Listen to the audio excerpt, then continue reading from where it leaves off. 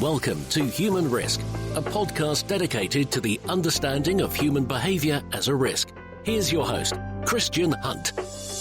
Hello and welcome back to the Human Risk podcast. And on this episode, I'm interviewing another podcaster whose show is relevant to human risk. Jacinthe Galpin is a risk professional who presents a show called Risktory, through which she looks at history through the lens of risk. It's fascinating. She covers everything from Napoleon through to fashion brand Burberry's near collapse and looks at things like Madonna as a risk icon. We'll explore that, how she came up with the idea, but also the lessons that we can learn from it, because Risktory is all about people and so highly relevant to human risk. We'll also talk a little bit about Jacinthe's experience as an Australian moving to America and what that's meant for her perspective on risk. It's a really interesting conversation, and we begin by looking at the Risktory podcast. Jacinthe, host of the Risktory podcast, welcome to the Human Risk podcast. Well, thank you for having me, my old friend. It's an absolute pleasure. And look, I was going to kick off by talking about you, but I think we should kick off and talk about your podcast because it's just this fascinating concept. Do you want to outline to the audience what is Risktory? So at its core, Risktory is a podcast that tells the story of risk through the lens of history. It's a bit of a hybrid. It's risk and history all in one neat little package. So each week I take a story or event or individual from the past and in a vignette style of storytelling, almost like campfire stories, I take my listeners through how risk management has been deployed to either defend against truly terrible threat or to take advantage of exquisite opportunity. And the idea is, well, actually, let me take a step back. Risk management can be a confronting, often nebulous discipline. Telling stories of our ancestors using risk management normalizes that confronting nature of the discipline. And what Risktory aims to do is illustrate the theoretical concepts that we use using stories from the past that are entertaining, compelling, challenging, or in the amazing story of Acoustic Kitty, where the CIA tried to turn cats into master spies during the where the CIA tried to turn cats into master spies during the Cold War. I'm not even kidding, that happened. Some stories that are hilariously funny. And I think that storytelling is something humans have always done to create ties that bind, to pass down oral traditions, and in a very strange way to illustrate a wider, more existential view of the world and our place in it.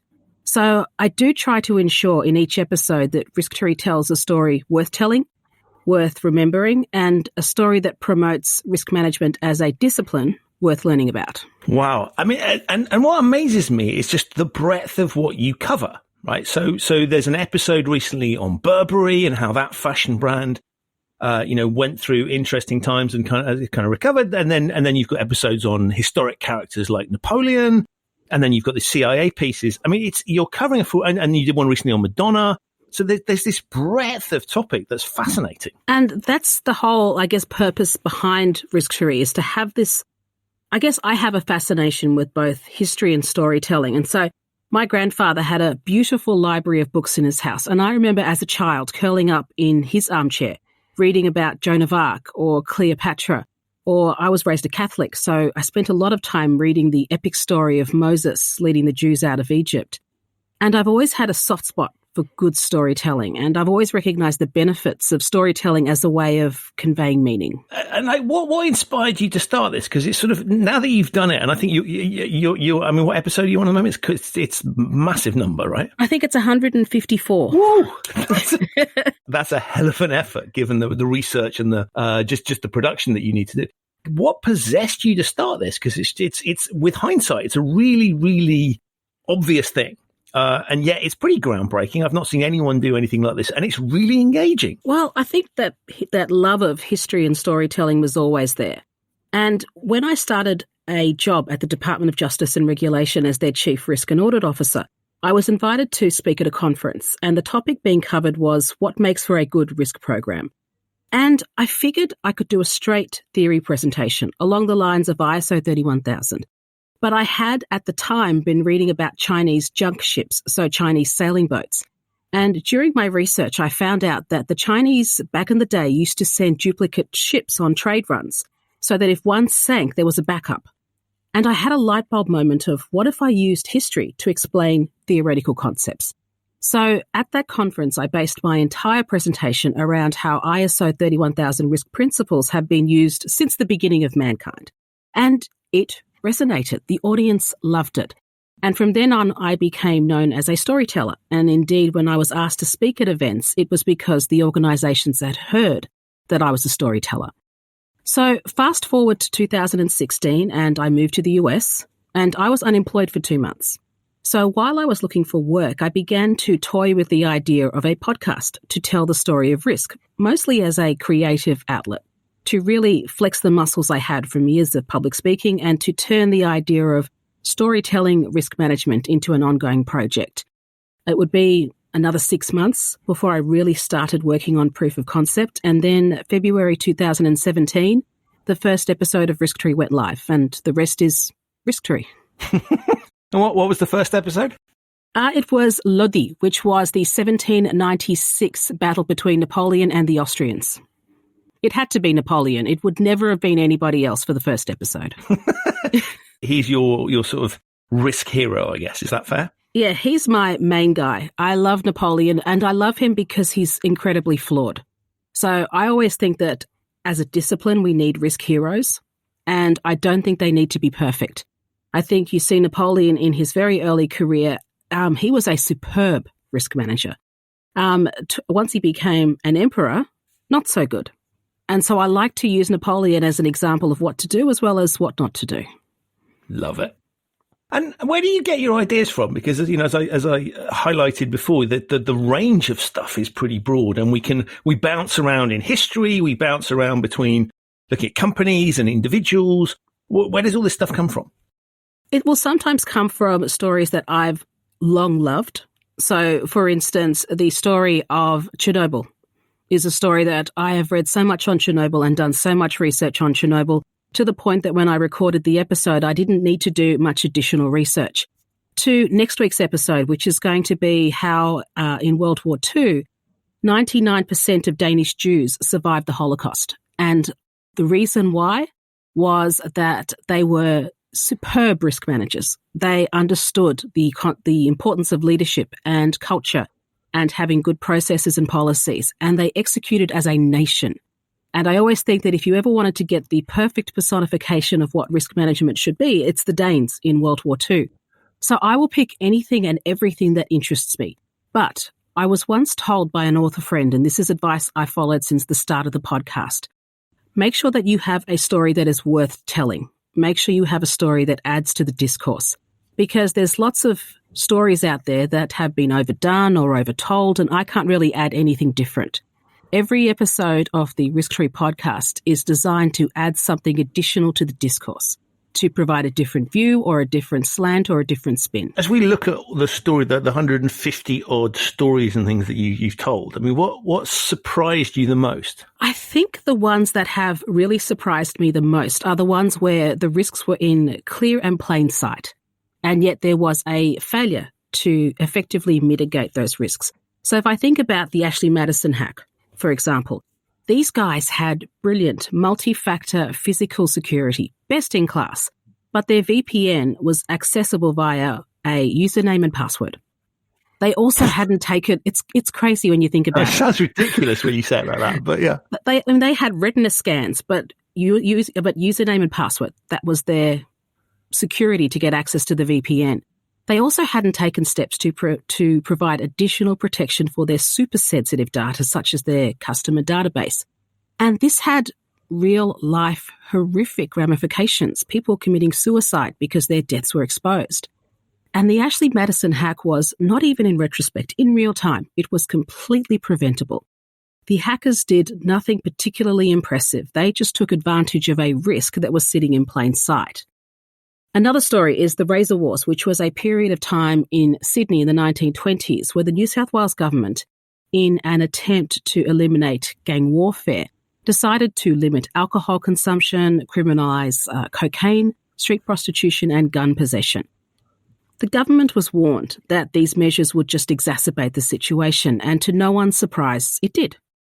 These stories surprise me because I wonder about the psychology where you see a risk in plain sight, but you ignore it, dismiss it, or double down on it. And it's a curious phenomenon that I don't really have an answer for.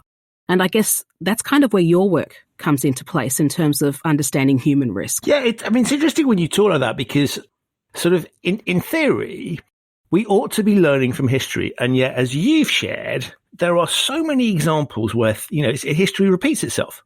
We make the same, as a species, we make the same idiotic mistakes. And frankly, often, as you highlighted in the Ashley Madison thing, we're not very good at managing risk. And I sort of find it astonishing because you're right, things get handed down in stories.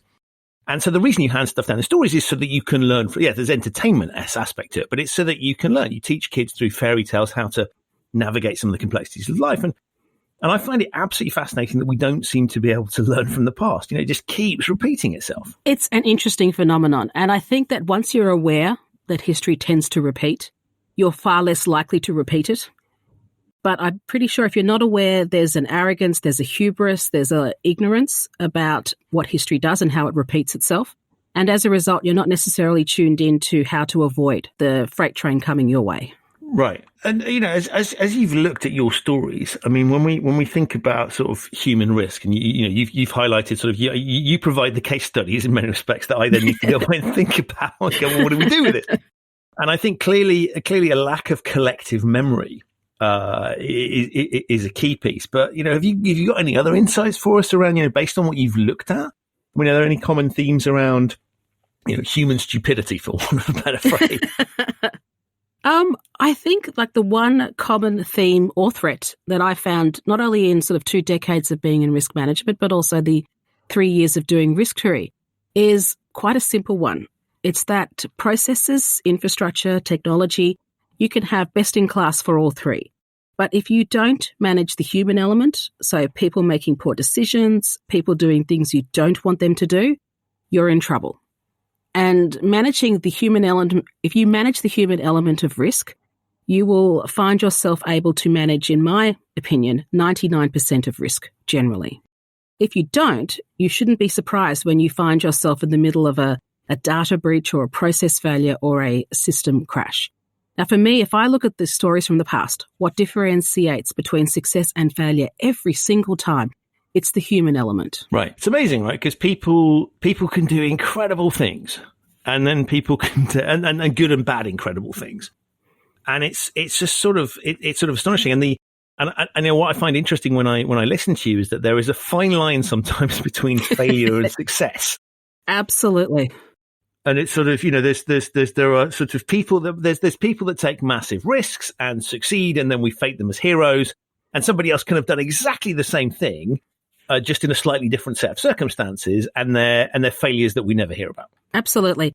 And I think that's just the way history works. History is always a tale of winners and losers, and the winners write the story. The losers never do. And so that's just, I guess, something that we accept when it comes to history. Yeah, there's a fascinating interview that I kind of quote ad nauseam, which is to Derren Brown, the kind of illusionist, a bit like David Blaine.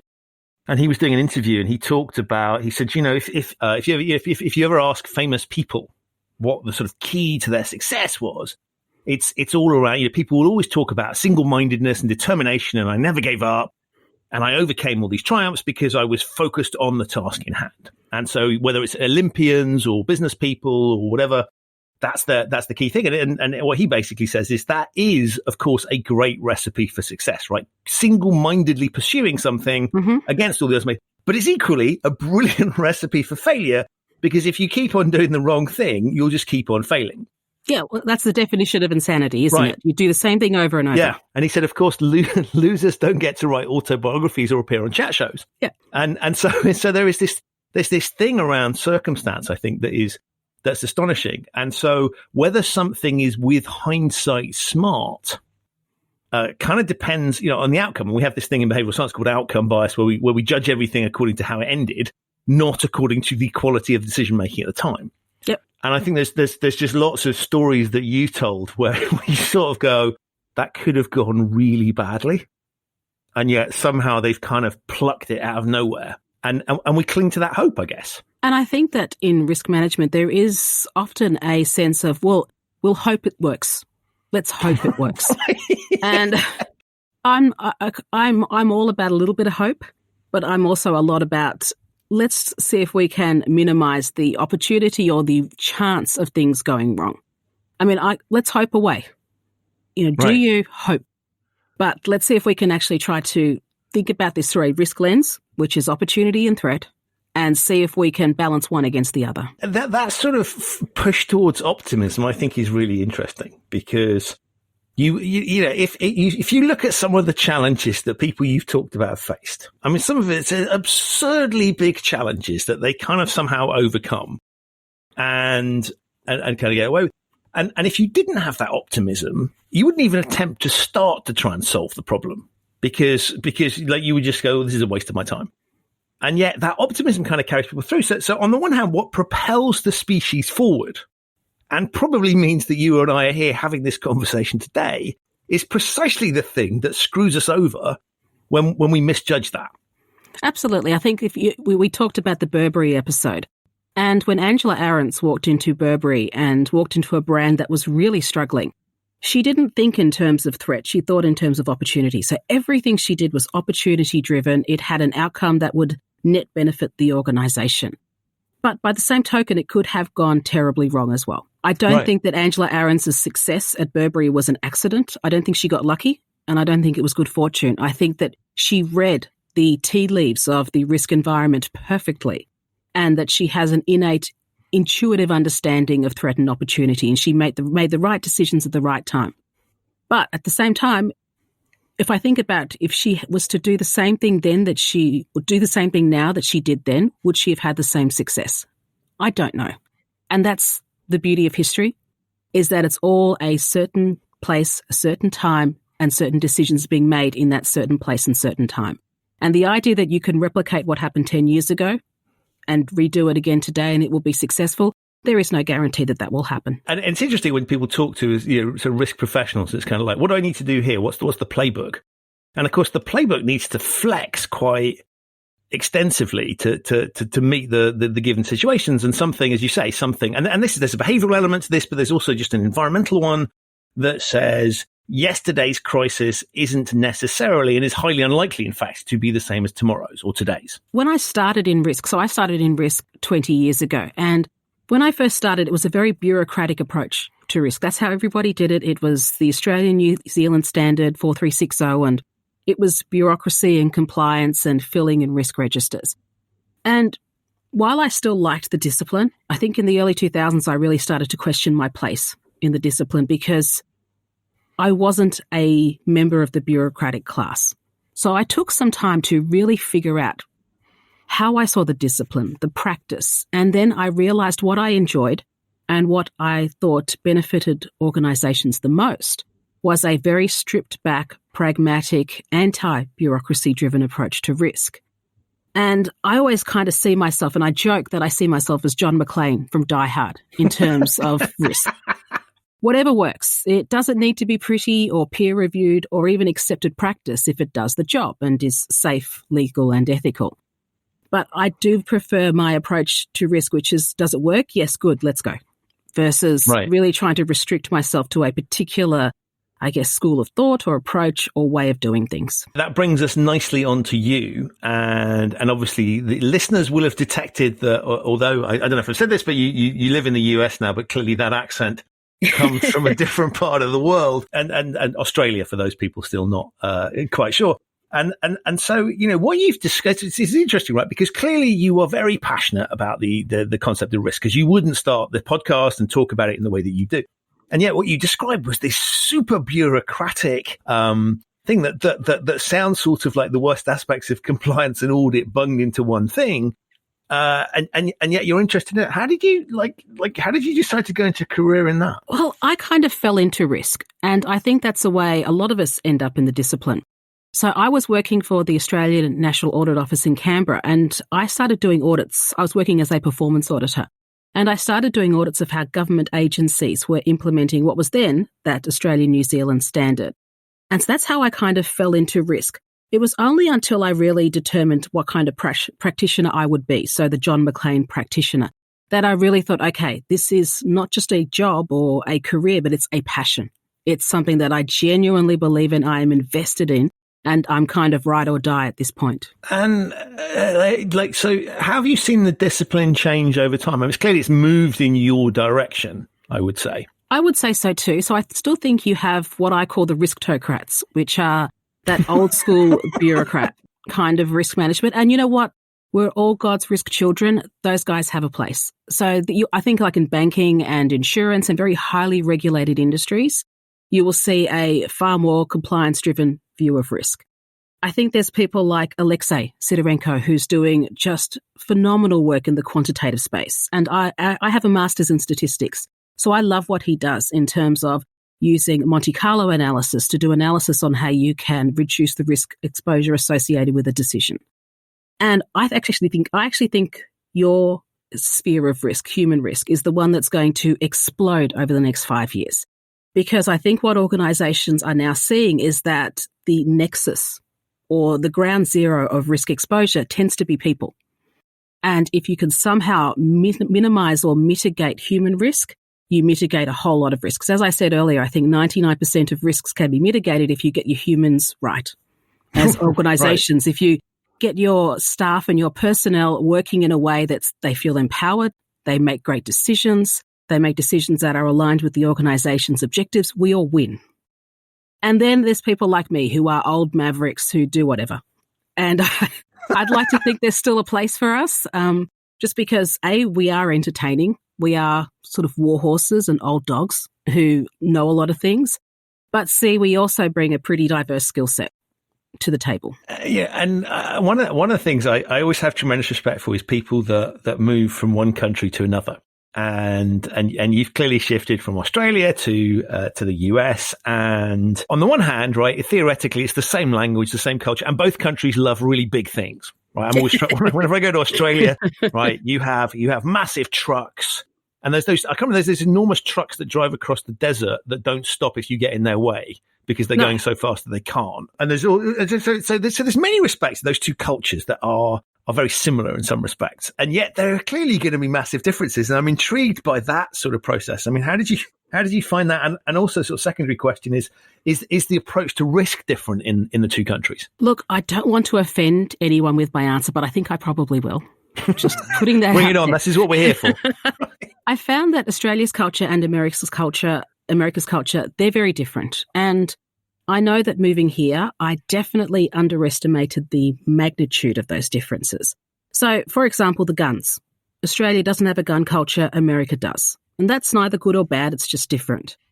But what those differences have forced me to do is to recalibrate my own risk behaviours and risk tolerances personally. So going back to the guns, I'd never shot a gun before moving to the US. And when I got here, within a month, I was down at the local range taking a course in gun safety. Because I figured that if they were everywhere, I'd at least want to know the basics. And now, admittedly, I do own firearms, although I only use them for sport shooting at the range. So over time, I've adjusted my tolerances, my capacity for pain and discomfort in order to assimilate into America without losing my, foundational principles and ethos. And it's a constant recalibration, 4 years in. But I don't think that's a bad thing. I think it's probably healthy to recalibrate who I am and retain my identity as an Australian living in the States. Now, when it comes to risk, they are very different. So I think that in my experience, the Americans will often see risk through the lens of insurance and not that broader strategic, operational, other types of risk, which is very prevalent in Australia. And once again, neither good nor bad, it's just different. And I found when I came here, I did have to recalibrate my skill set and recalibrate my resume in order to find work. Because I thought I had a great skill set. And then I got here and the Americans just weren't interested. And so I had to figure out, well, what would interest the Americans and then cater and change my resume to speak to those requirements that the Americans have. And I think that point on insurance is really interesting because insurance sort of is what's there as a backstop for something bad happens. Well, we're kind of covered. And of course, as anyone who's ever claimed on insurance for anything big knows, sure, you're financially compensated, but there's a whole load of other things that go with it. Emotional distress being one example that really the money, is only one part of the whole piece. But it sort of suggests that you can insure risk away, and therefore your backstop position is, well, it's going to happen, so we'll just make sure that we're covered. And that's a sort of a line of defense, if you like, after the events happen. It's a post piece of kind of risk management. Is that a fair depiction? I think it is. It's at least in my experience. And like I said, I don't think it's either good or bad. It's just very different. And America being the size that it is, and with the complexity and diversity that it has, that could very well be the preferred and necessary approach. I just don't think I've been here long enough to really say with certainty whether it is or not. All I know is that in Australia, insurance is just a tool we use to leverage risk versus insurance is risk. Right. That's very interesting. And I would say, I think Australians are really understand risk. I mean, if there's one country in the world where there are lethal animals around every corner, right? And genuinely, for any listeners that haven't been there, I mean, genuinely, you can walk through the streets of a major city like Sydney and find yourself confronted by a snake that has the potential to kill you. Yes. And you when you live in an isolated ecosystem where the animals are trying to kill you daily, and they're not by accident, they want you dead. Right. You do develop a different view to risk. You kind of get to the end of the day and think, okay, well, that's good. I survived. Onwards and upwards. and of course, I mean, we're seeing the sort of tragic realities at the moment in Australia about what, a traditional risk. I think the fires have always been there, but clearly there's an elevated challenge to existence in that part of the world. Absolutely. And this year it's been a terrible fire season. It's been really hard for me to watch as an Australian and not be there. I don't know what I could do, but I wish I could be there. To see the country burn like that, to see it burn so early. So normally we don't see fires that early. This year we did.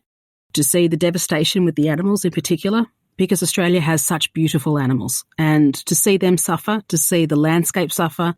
But as you mentioned, Australians are extraordinarily resilient. They will rebuild. They will come back better than ever. That is one thing I'm absolutely sure of. And it is, I mean, it's a fascinating kind of insight into, I think, the changing nature of risk, right? And we've got, I think, physical risk is changing in a way that we've not seen before. I mean, you sure we've seen it way, way, way back, but we kind of had that stuff under control, and we lived in our sort of modern society where we have things like the internet that facilitates this kind of conversation, and sort of it feels like everything's under control. And what we're starting to see, I think, interestingly, is a lack of, Mother Nature is bringing some interesting pieces. Clearly, climate change driven by humans. So again, it's a human at the cause of that piece. I mean, there's a big shift in the risk landscape as well, I guess. I think so. And I think that when you look at some of the, I guess, maneuvers around climate change and how we respond to the climate so that we live a more sustainable existence, I think that's going to start driving some changes within organisations in terms of how do we respond to risk in a climate change environment. Yeah, and I'm not sure there's a straightforward answer because we have, this is, it brings us back to your point earlier around our perception of risk is clearly heavily driven by experience. And this is where stories are interesting, because we need to tell people stories so they can experience things they haven't experienced themselves. And that's why children have that as a guiding piece. I'm going to tell you a fairy tale with some bad people, because actually you as a child, providing you've had a sort of normal, stable child, won't have come across bad people and evil people, and because everybody cares about you and is looking out for you. And I think that's quite an interesting thing now, where we're experiencing things we've never experienced, or at least not in living memory, and not sort of recently. And therefore our approach to risk is going to have to shift quite a lot. We're going to have to think much more about the unthinkable. Absolutely. So Ray Kurzweil, who was one of my favourite humans ever, he invented the synthesizer. He invented speech-to-voice recognition. He's done a speech-to-text recognition, sorry. He's done some incredible work. He's actually works at Google at the moment in artificial intelligence, I think.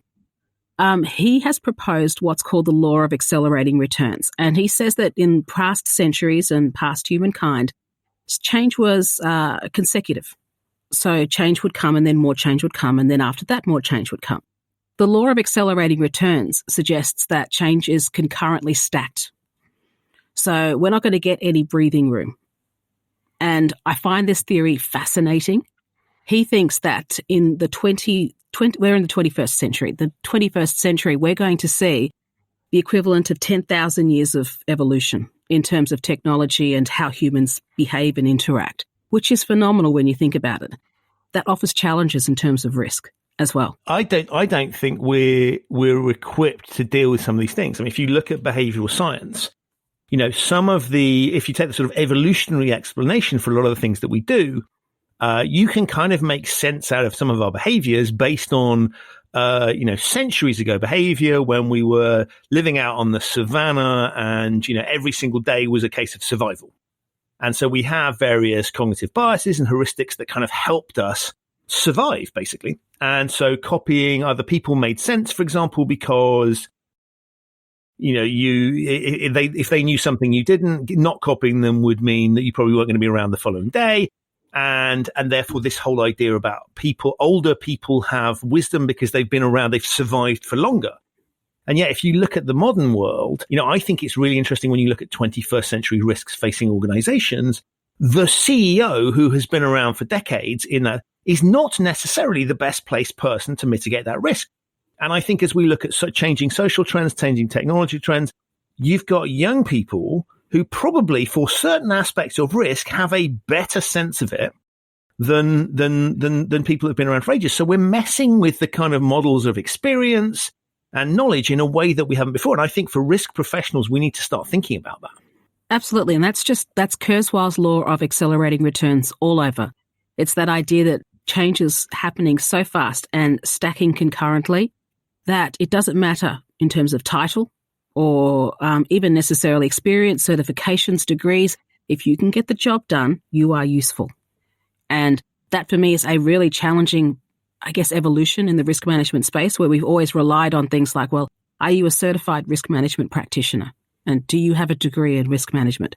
And I have neither, so it doesn't matter to me. But I do think it's interesting. And I work with a group of people that I love hearing young people speak.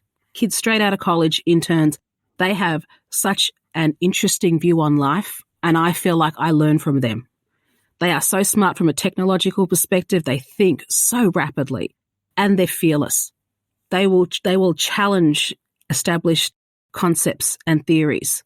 And I love it because they are keeping up with that law of accelerating returns and just pushing forward. I think that's really interesting. And I think, one of the challenges is, the structures that we have built up, whether organizational or kind of from a risk perspective, if we just keep leaning on those and depending on those, we're kind of inviting new forms of risk in. And so I think this idea, and you've talked about this before, this sort of having a very flexible approach to risk management and really thinking stuff through and not necessarily relying on kind of traditional structures when they're clearly not built for some of the challenges we're facing. Yeah, I mean, if you have a look at, say, the crash override situation in the Ukraine in 2016, where hackers broke into the Ukraine's power grid. And what happened in that instance was because Ukraine was still using Soviet-era infrastructure, they were able to manually override the hackers through actual switches and levers within the power plant, right. Which I've always found, it's a good thing that they were using Soviet-era infrastructure because it helped them in a modern world where the hackers had no answer to that. The hackers were very used to playing in a totally virtual space. They had no idea that these guys had huge levers that they could pull up and down to restore the power. And so there's the unique challenges that you start to see as we move further into the 21st century. That reminded me of two things. One is the juxtaposition of Chernobyl and that, and kind of ancient technologies and modern challenges. And on the one hand, as you say, like if you've got a black box and you don't know what's going on in that box, it's very difficult to mitigate it. If you've got a switch, at least you've got and I always struggle with mobile phones that we're getting less and less control around them. I can't even get you can't take the battery out. They'll barely have on and off switches soon. And yet, so we're kind of vulnerable to those things. And that was the first thought. And then the second thought was around, I remember when the sort of story about the space exploration where the Americans spent billions or millions at least in inventing a pen that would work in space. And the Russians just turned out with a pencil, which was a far more effective solution to the problem and much cheaper. And so I think this is all sort of interesting things around. I think how we think about risk, I think is kind of is going to have to shift. And so I think this discipline is kind of evolving.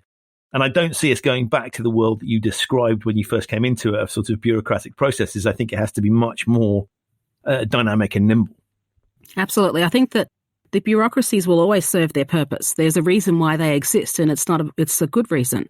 But I think that when you look at risk management as a genuine discipline, managing the unknown, they're probably not it. It's that new blood that's coming through and trying different ways to mitigate. If people want to listen to the podcast, how do they go about doing it? Pretty obvious, but let's tell them anyway.